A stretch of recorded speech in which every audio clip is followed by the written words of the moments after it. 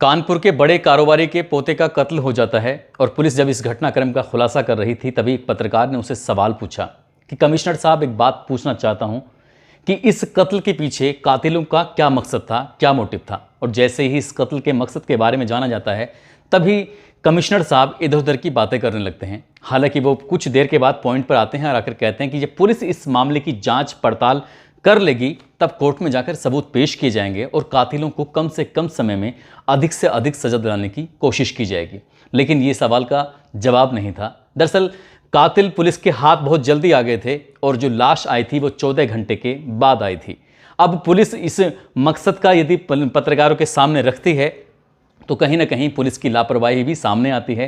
क्या पुलिस अपनी लापरवाही का कभी सामना कर पाएगी या उजागर कर पाएगी, ये तो खैर भविष्य के गर्भ में छिपा है। लेकिन जिस तरह से कानपुर के बड़े कारोबारी के पोते का कत्ल होता है उससे कई तरह के सवाल खड़े हो जाते हैं।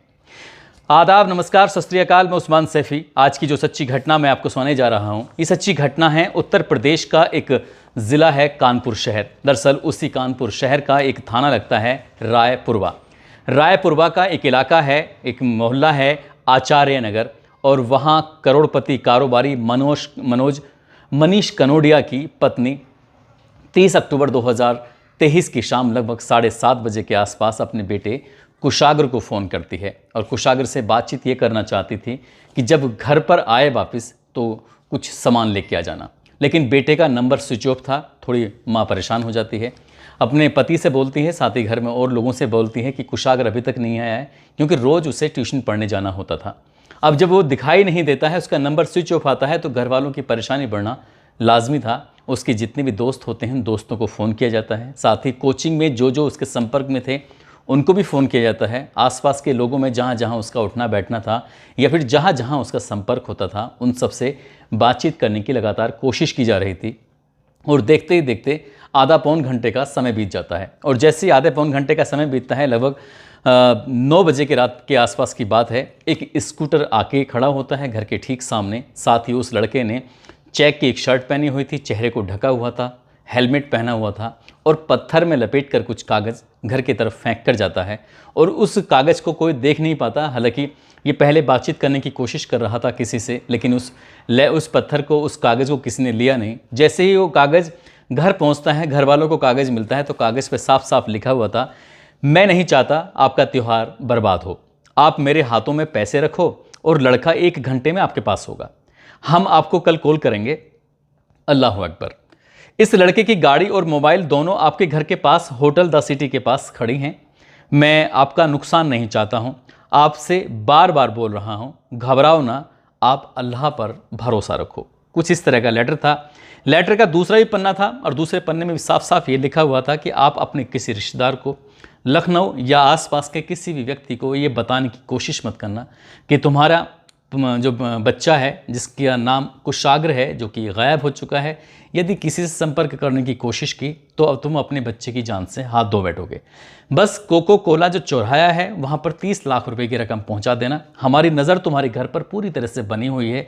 यदि तुमने होशियारी दिखाने की ज़रा से भी कोशिश की तो तुम्हारा बच्चा मारा जाएगा। बिल्कुल सुरक्षित है, हम जानते हैं तुम्हारा क्या कारोबार है, तुम्हारा बेटा क्या करता है, क्या नहीं करता है। उस पत्र में, जो दूसरा वाला पत्र होता है, उसमें बहुत सारी जानकारियाँ लिखी हुई थी। अब ये पत्र जब परिवार के लोगों को मिलता है तो परिवार के लोगों का होश फाख्ता होना जाहिर सी बात था कि करोड़पति कारोबारी के पोते का इस तरह से गायब होना, अपहरण होना, 30 लाख रुपए की फिरौती मांगना, ये वाकई अपने आप में बड़ी बात थी। रात के लगभग 9 बजे के आसपास पत्र मिलता है। तुरंत ही पुलिस से संपर्क किया जाता है और पुलिस से संपर्क करने के बाद अब पुलिस इस मामले की जांच पड़ताल में जुट जाती है। आसपास के लोगों से पड़ताल भी की जाती है, आसपास के लोगों से बातचीत भी की जाती है। तभी सीसीटीवी कैमरे जो खंगाले जाते हैं तो पत्थर फेंकता हुआ, जिसमें कागज़ लिपटा हुआ था, जिसमें 2 पत्र थे और दोनों पत्रों में उसमें एक जो आतंकी संगठन है उसका भी नाम लिखा हुआ था। इससे पुलिस घबरा जाती है। पुलिस को लगता है कि वाकई अपना आप में ये बड़ा मामला है। तभी पुलिस उस लड़के की जो लोकेशन होती है, उसकी सीडीआर होती है, पता करने की कोशिश करती है। तो उसकी सीडीआर के आधार पर पता चलता है कि उसकी लास्ट जो लोकेशन थी वो फजलगंज में पाई जाती है। अब फजलगंज में अब पुलिस वाले फिर घर पर आते हैं। इस व्यापारी से बातचीत करने की कोशिश कर रहे थे कि कौन कौन लोग हैं जो तुम्हारे दुश्मन हो सकते हैं, कौन कौन लोग हैं जो तुम्हारे घर के संपर्क में हो सकते हैं। क्योंकि चिट्ठी से ये साफ पता चल रहा था कि जिसने चिट्ठी लिखी है उस चिट्ठी में वो जो भी है बहुत करीबी है, परिवार को बहुत बारीकी से बहुत अच्छे से जानता है, पहचानता है कि घर में कितने लोग हैं, कितनी इनकम होती है, कितना सालाना की इनकम होती है। इसलिए उन्होंने हिसाब से ही वाक़ात 30 लाख रुपए मांगे और 2-3 दिन का समय भी मांगा। उसमें साफ साफ कहा जाता है कि पैसे जब तुम दे दोगे तुम्हारा बच्चा तुम्हारे पास पहुंच जाएगा, तुम्हारी स्कूटी फला जगह है तुम्हारा, और उस बच्चे का मोबाइल उधर है। पुलिस इस मामले की जांच पड़ताल कर रही थी। फजलगंज का जैसे ही नाम आता है तो फजलगंज के नाम आते ही एक ट्यूशन टीचर होती हैं रचिता वत्स, उनका नाम भी सामने आता है क्योंकि वही फजलगंज की तरफ रह रही थी। पुलिस वाले मामले को गंभीरता से ले रहे थे और इस रचिता नाम की जो शिक्षिका होती है उसको हिरासत में ले लिया जाता है, और साथ ही हिरासत में लेने के बाद पता चलता है कि उसका एक मंगेतर होता है, उसको भी हिरासत में ले लिया जाता है। और जो लड़का सीसीटीवी कैमरे में कैद हो गया था उस लड़के का हुलिया देखकर उसके आधार पर जो उस फजलगंज के इलाके में जब घूमा जाता है तो पता चलता है कि वो कोई और नहीं, उसका नाम है अंकित उर्फ आर्यन। अब अंकित उर्फ आर्यन कोई और नहीं, वो प्रभात शुक्ला का दोस्त है, और प्रभात शुक्ला जो रचिता वत्स है जो कि उस लड़के की ट्यूशन टीचर हैं, उनका वो टीचर हैं, उनका वो मंगेतर है। अब पुलिस ने कड़ी दर कड़ी जोड़ी, पुलिस ने दोनों लड़कों को साथ ही उस मैडम को गिरफ्तार कर लिया। गिरफ्तार करने के बाद पुलिस उनसे पड़ताल करती है, और पड़ताल करते ही साथ साथ में पुलिस ये भी देखने की कोशिश कर रही थी कैसे आया कैसे गया। तभी देखकर पुलिस को कुछ सीसीटीवी कैमरे मिलते हैं फजलगंज में, और फजलगंज के उन कैमरों को जब तलाश किया जाए तो पता चलता है कि वो छात्र जो रोज़ अपने कोचिंग सेंटर में जाया करता था, उस दिन वो कोचिंग सेंटर न जाकर अपनी मैडम से बातचीत करता हुआ देखा जाता है, और मैडम आगे आगे चल रही थी और वो लड़का उसके पीछे पीछे चल रहा था। साथ ही जो उसका मैडम का मंगेतर होता है जिसका नाम प्रभात शुक्ला होता है वो भी साथ होता है।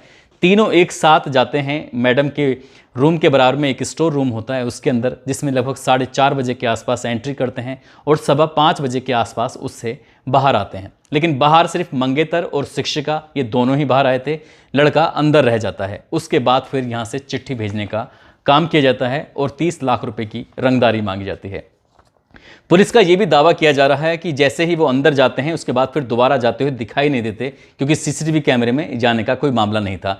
यदि वो जाते ही उन्होंने उसका गला दबाकर हत्या कर दी है, और उसके बाद जो चिट्ठी भेजी गई थी 30 लाख रुपए की रंगदारी मांगी गई थी, उसमें एक आतंकी संगठन का हवाला भी दिया गया था, तो इसका मतलब यह है कि पुलिस को कहीं ना कहीं गुमराह करने की कोशिश की गई थी, जिससे पुलिस इधर उधर मामलों में उलझी रहे और उसकी हत्या करके उसके शव को कहीं ठिकाने लगाया जा सके। साथ ही इससे ये भी बात सामने आती है कि महिला शिक्षिका से उस छात्र के संबंध थे, और यही बात कहीं ना कहीं उसके जो प्रेमी था प्रभात शुक्ला उसको पसंद नहीं थी, और उस प्रभात शुक्ला ने अपने दोस्त के साथ मिलकर उसकी हत्या का प्लान बनाया। और साथ ही ये भी बात सामने आती है क्योंकि वो गरीब शिक्षिका थी, उसका मंगेतर भी, उसके पास पैसे की बहुत ज़्यादा कमी थी, इसलिए उन लोगों ने इस करोड़पति फैमिली से मोटी रकम वसूलने का प्लान बनाया, और मोटी रकम मिल जाती तो दोनों आराम से शादी कर अच्छी एक ज़िंदगी बिता सकते थे।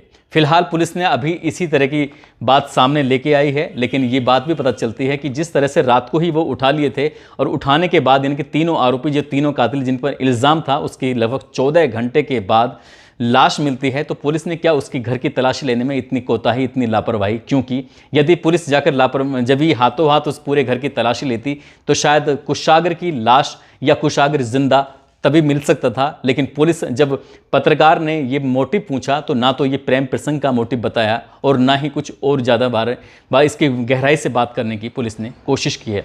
कोशिश जो भी होगी या फिर हत्या का मोटिव जो भी रहा होगा, इसमें पुलिस की भी बड़ी लापरवाही ज़रूर सामने आएगी।